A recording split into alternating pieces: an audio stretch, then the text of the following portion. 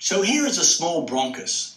It has a small plate of cartilage just here, opening into a small bronchiole here and another one over here, defining two pulmonary acini, which in turn opens into a terminal bronchiole, then at least one respiratory bronchiole visible in this thin section, closely accompanied by a pulmonary artery, which will branch to supply the alveoli. You can see a small branch just above the image over here. You won't appreciate transition of the respiratory tract epithelium at this magnification that I explained earlier on the model.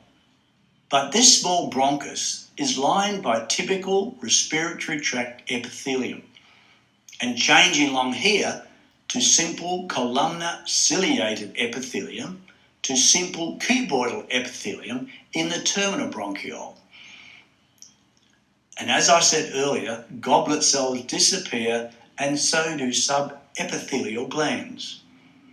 Also, these tiny blebs of reddish stained tissue are tiny bands of smooth muscle in the alveolar duct. Just under the epithelium, along the airway passage, again, the reddish stain indicates thin bands of smooth muscle. But it's very difficult to discern at this magnification. Note how the wall gets thinner as it passes into the alveolar duct and then into the tiny alveoli.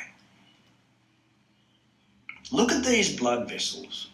They're closely associated with the air passageway. So as I said earlier, they would be pulmonary arteries. Remind yourself that they're carrying deoxygenated blood to these alveolar sacs. Pulmonary veins, I pointed out earlier, will return the oxygenated blood back to the left atrium of the heart.